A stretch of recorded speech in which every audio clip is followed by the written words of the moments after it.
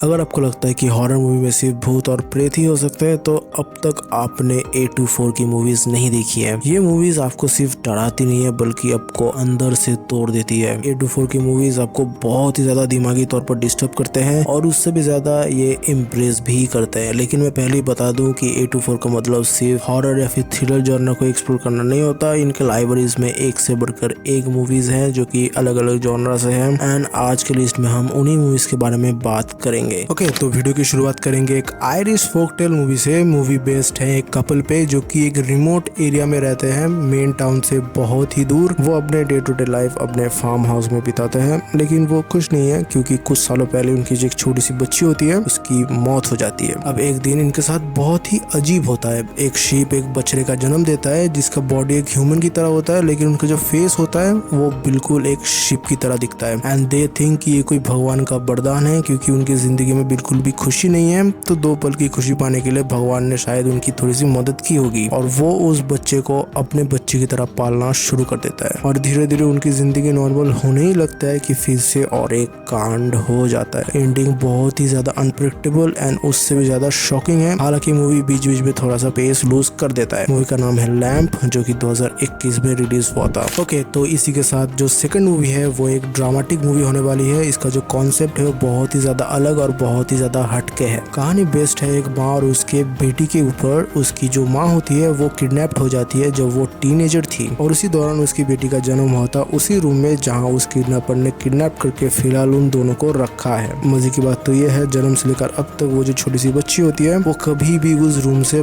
बाहर नहीं निकली है। लेकिन इस मूवी का एक डाउनग्रेड भी है। इसका जो सेकंड हाफ है वो बहुत ही ज्यादा इमोशनल या फिर ट्रॉमा से डील करते हुए दिखाया गया है उसकी माँ और उसकी बेटी को। अगर सिर्फ एस्केप या फिर सर्वाइवल पर फोकस करते तो और भी ज्यादा औसम होता। मूवी का नाम है दी रूम जो कि 2015 में रिलीज हुआ था। ओके, तो अब चलते हैं नंबर 3 मूवी की तरफ जो कि एक ऑसम सर्वाइवल मूवी होने वाली है। मूवी एक पोस्ट एपोकैलिप्टिक वर्ल्ड में सेट है जहाँ पे एक डेंजरस इन्फेक्शन या फिर वायरस फैल चुका है। कहानी आगे मूव ऑन करते हैं एक फैमिली के ऊपर जो कि एक जंगल के बीच में आइसोलेटेड हाउस में खुद को सर्वाइव रखे हुए हैं। अब एक दिन अचानक एक आदमी उनके घर में जबरन घुसने की कोशिश करता है क्योंकि उस आदमी को उसकी फैमिली के लिए पानी चाहिए होता है। पॉल उस आदमी पर दया दिखाते हुए उसे एक ऑफर देता है कि तुम चाहो तो हमारे फैमिली के साथ रह सकते हो, लेकिन बदले में जो रिसोर्सेज है उसे शेयर करना पड़ेगा। मतलब खाना पानी को दोनों फैमिलीज के बीच में शेयर करना पड़ेगा and he agree with it. वो मान जाता है, लेकिन धीरे धीरे दोनों फैमिलीज के बीच में डाउट, फेयर और ट्रस्ट का इशू बहुत ज्यादा बढ़ने लगता है। But not only that, movie के अंदर जिस तरीके से सिचुएशन को दिखाया गया है यू गोना लव दिस। बीच बीच में हॉरर एलिमेंट्स तो है ही है जो कि स्टोरी को और भी ज्यादा एंगेजिंग एंड ग्रिपिंग रखता है। मूवी का नाम है इट्स कम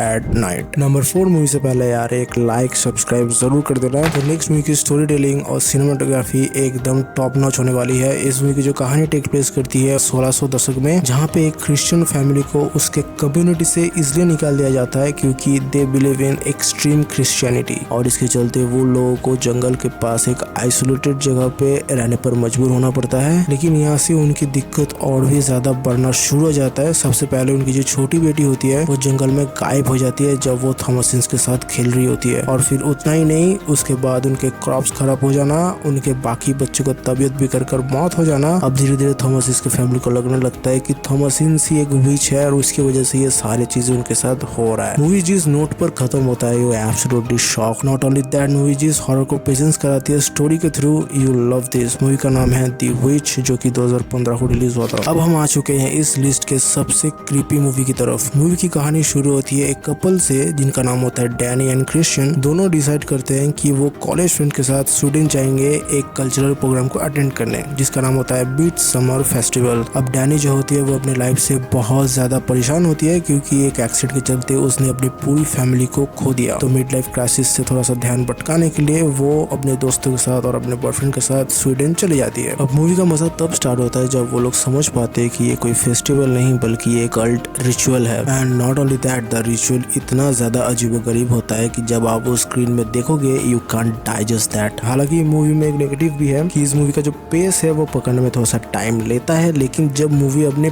पीक पे होता है तो you can feel the horror जो कि नेक्स्ट लेवल पे होता है। मूवी का नाम है मिडसमर जो कि 2019 को रिलीज हुआ था। नेक्स्ट मूवी मूवी 2025 की बेस्ट हॉरर मूवीज में से एक है। मूवी कहानी टेक प्लेस करती है दो स्टेप सिबलिंग्स के ऊपर जिनका नाम होता है एंडी और उसकी छोटी सी सिस्टर पाइपर पे। अब पाइपर जो होती है वो एक डिसेबल्ड लड़की होती है, वो देख नहीं सकती। अब उन दोनों को ना एक फॉस्टर हाउस में शिफ्ट होना पड़ता है क्योंकि उनके जो पिताजी है उनकी दुखद और बहुत ही ज्यादा मिस्टीरियस वे में मौत हो जाती है। अब वहाँ उनकी जो फॉस्टर मदर होती है लॉरा, वो बहुत ही ज्यादा क्रीपी एंड मिस्टीरियस होती है because she involve some kind of cult ritual. और इसी कल्ट रिचुअल के चलते उनके हाउस में रहने वाले एक बच्चा जिसका नाम होता है ऑलिवर, वो ऑलरेडी एक डीमन से पजेस्ड है। अब आगे पाइपर के साथ क्या होगा और लॉरा के पीछे का मिस्ट्री जानने के लिए आपको दी ब्रिंग हर बैक मूवी देखनी पड़ेगी। ओके, ये तो कुछ भी नहीं, अगली मूवी और भी ज्यादा डार्क एंड डिस्टर्बिंग होने वाली है। लेकिन उससे पहले अगर लाइक नहीं किया तो जरूर लाइक कर देना और सब्सक्राइब नहीं किया अभी तक तो सब्सक्राइब। ओके, तो नंबर 3 की मूवी मैं पहले ही बता दूं, ये बहुत ही ज्यादा डिस्टर्बिंग है, इतना ज्यादा कि आप शायद इसे पूरा देख भी ना पाओ। बट इसका एक ड्रॉबैक भी है, ये मूवी आपको थोड़ा सा लेंदी लग सकता है। तो कहानी एक फैमिली के अराउंड टेक प्लेस करती है। अब उनके घर में उनकी जो ग्रैंड मदर होती है उनकी दुखद मौत हो जाती है। अब वो जो ग्रैंड मदर थी वो बहुत ही ज्यादा मिस्टीरियस एंड सीक्रेटिव औरत थी। अब उनके मरने के बाद उनके फैमिलीज में थोड़ा बहुत हॉरर इंसिडेंट्स तो होता रहता है, लेकिन कहानी में ट्विस्ट तब आता है जब उनकी छोटी सी बेटी का एक्सीडेंट के चलते मौत हो जाता है। अब इस हादसे के चलते एनी पूरी तरीके से टूट जाती है और गम में काला जादू का सहारा लेती है ताकि वो अपनी मरी हुई बेटी की आत्मा के साथ बात कर सके। लेकिन यहाँ से चीजें और भी ज्यादा डरावनी हो जाती है। उस रिचुअल के दौरान उसकी बेटी की आत्मा के बदले एक साइमन नाम का डीमन आ जाता है और फिर उस पूरे परिवार के साथ क्या होगा ये देखने के लिए भाई आपके जिगरा में बहुत ज्यादा दम होने की जरूरत है। मूवी का नाम है हेरिडेटरी। ओके, तो second last movie is quite impressive and इस मूवी का जो प्रेजेंस है वो बहुत ही ज्यादा अलग है एंड बहुत ही ज्यादा हटके है। तो कहानी शुरू होती है एक मिया नाम की लड़की से जिसकी माँ गुजर जाने से वो बहुत ही ज्यादा नाराज और बहुत ही ज्यादा अपसेट रहने लगती है। अब एक दिन मिया और उसके दोस्त एक पार्टी में जाते हैं जहाँ पे उसकी एक ऐसी चीज के साथ मुलाकात होती है जो बहुत ही ज्यादा अजीब है, जिससे आप अपने बॉडी के अंदर डेविल या फिर किसी भी दूसरे आत्मा का एक्सेस दे सकते हो। लेकिन इसका एक नेगेटिव भी है, 90 सेकंड से ज्यादा कोई भी आत्मा बॉडी के अंदर नहीं रहना चाहिए, नहीं तो वो बॉडी पर कब्जा कर सकता है। अब मिया एक ड्रग एडिक्ट की तरह बार बार इस चीज का इस्तेमाल करते रहता है। लेकिन एक दिन उसका भाई इस गेम को खेलता है एंड वो 90 सेकंड से ज्यादा समय ले लेता है। इसमें कुछ सीन बाकी बहुत ज्यादा डिस्टर्बिंग है। मूवी का नाम है टॉक टू मी जो कि 2022 को रिलीज हुआ था। और इस लिस्ट की नंबर 1 की फिल्म जो कि मल्टीवर्स पर बेस्ड है एंड इस जॉनरा के ऊपर मेरी देखी हुई one of the best movies में से एक है। कहानी एक simple middle class Chinese American lady Evelyn पर बेस्ड है जो कि अपनी लाइफ में बहुत ज्यादा फ्रस्ट्रेटेड है। उसकी खुद की बिजनेस जो कि कपड़े धोने की बिजनेस है वो टैक्स ऑडिट पर अटका हुआ है। उसका पति उससे डिवोर्स चाहता है लेकिन कह नहीं पाता और उसकी बेटी और उसके बुढ़े बाप के साथ भी उसका रिश्ता इतना सही नहीं है, तो उनके साथ ही डिसअपॉइंटमेंट चलता रहता है। अब एक दिन अचानक उसे पता चलता है कि मल्टीवर्स एग्जिस्ट करता है, मतलब इन्फिनिटी पैरेलल यूनिवर्स, और हर यूनिवर्स में उसका लाइफ अलग अलग है। कहीं पे वो मूवी का कोई बहुत बड़ा स्टार है तो कहीं पे कोई मार्शल आर्ट का टीचर और कहीं पे एक बहुत ही बढ़िया शेफ। फिर उसे एक बड़ा थ्रेट के बारे में भी पता चलता है, एक पावरफुल विलेन जो कि पूरे मल्टीवर्स को डिस्ट्रॉय करना चाहता है। अब दूसरे यूनिवर्स का उसका पति उसके पास आके कहती है कि you are the chosen one, तुम ही हो जो कि इस पूरे यूनिवर्स को बचा सकती हो। बहुत ही ज्यादा कमाल की स्टोरी है, बहुत ही ज्यादा इमोशनल कर देने वाली एंडिंग के साथ। मूवी का नाम है everything everyone all at once. And I know कि आप बोलोगे कि इस लिस्ट में बहुत सारे मूवीज हम और भी इंक्लूड कर सकते थे जैसे कि द ग्रीन नाइट या फिर द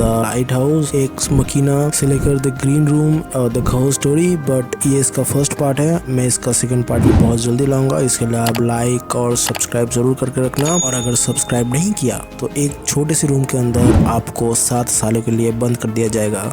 बाय।